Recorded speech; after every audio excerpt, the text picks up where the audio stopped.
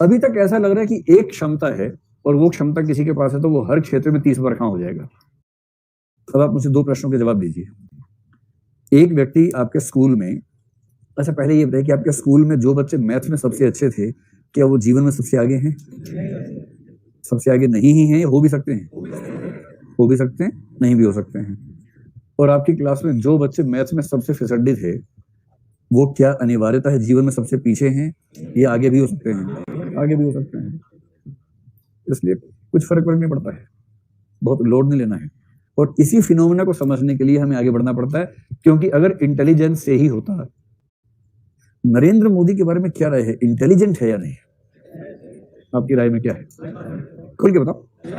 है, ठीक है। इंटेलिजेंस के बिना तो कोई व्यक्ति वहां पहुंच नहीं सकता, सीधी सी बात है। सुपर सुपर सुपर इंटेलिजेंट आदमी है वो।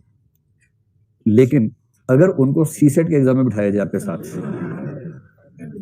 आपका अनुमान क्या है, क्वालिफाई कर लेंगे? नहीं करेंगे, या कम संभावना है लेकिन कर भी सकते हैं। संभावना थोड़ी कम है लेकिन हाँ कर भी सकते हैं, ऐसा नहीं कि नहीं करेंगे, कर सकते हैं। हाँ, सीसेट की जमानत जब्त हो जाएगी, उसके बाद सीसेट ही फेल हो जाएगा उसके बाद, तो है ना। ठीक, इसका मतलब बड़ा स्पष्ट सा हुआ कि साइकोलॉजी की दुनिया ये नहीं समझ पा रही कि अगर आपने समझ लिया कि व्यक्ति इंटेलिजेंट है, और मैं आगे बताऊंगा, लेकिन इन व्यक्तियों ने घुमा फिरा के आईक्यू का कंसेप्ट डेवलप कर लिया, ठीक है, आईक्यू समझेंगे विस्तार में।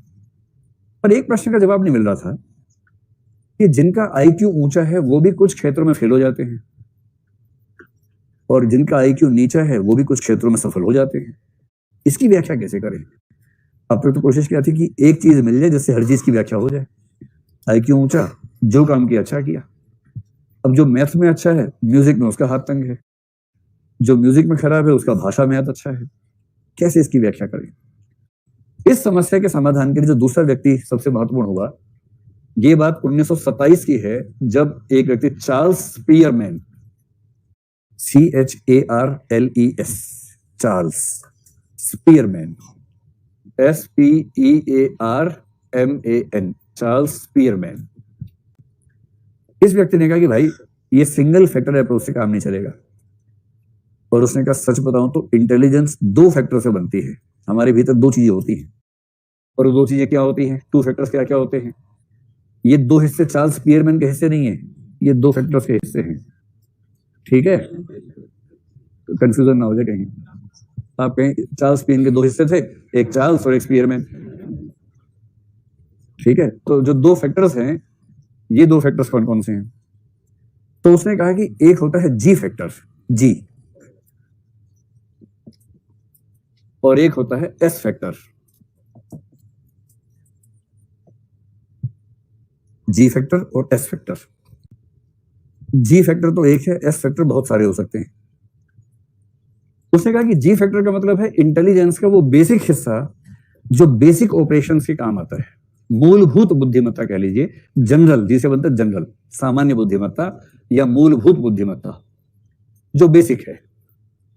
तो सामान्य या मूलभूत बुद्धिमत्ता, ये तो बेसिक फैक्टर है, ये तो होना ही चाहिए। जनरल है तो ही कुछ बात बनेगी।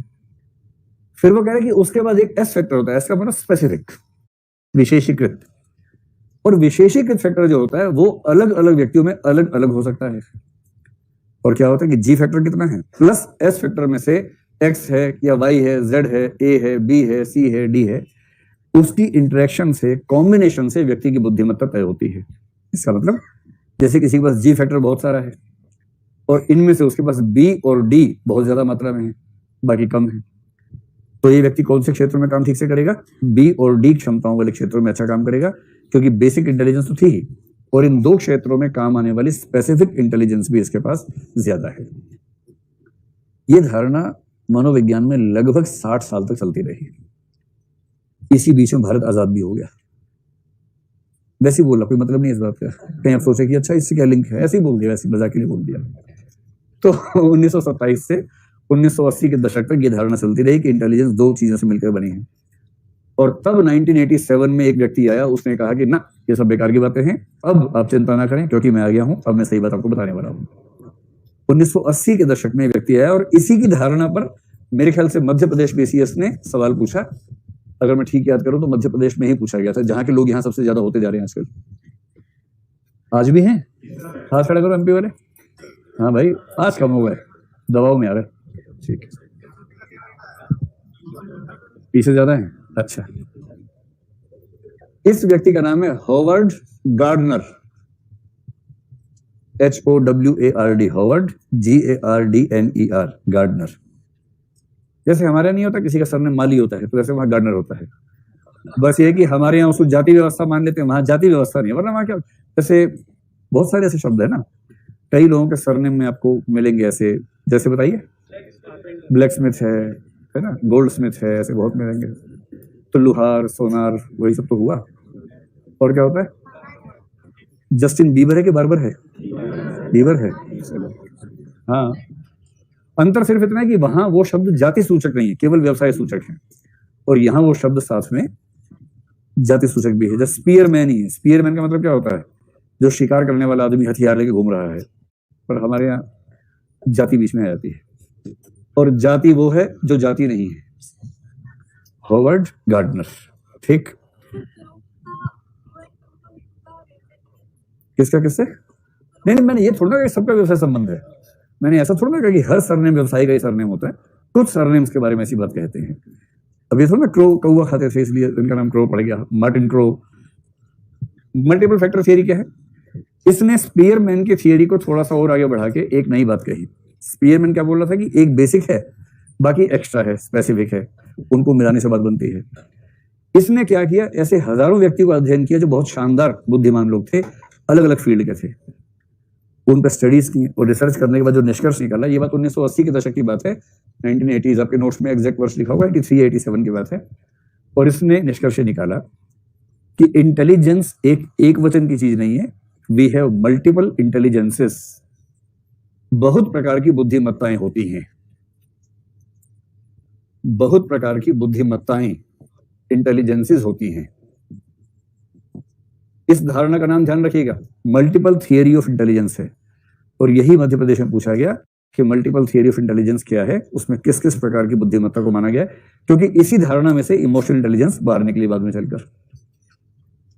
और सबसे रोचक बात क्या बोला, स्पीयरमैन बोला था कि एक बेसिक है, बाकी विशेष है। इसने कहा कोई बेसिक नहीं है, कोई विशेष नहीं है, ये सभी एक दूसरे से स्वतंत्र हैं, एक दूसरे से स्वतंत्र हैं।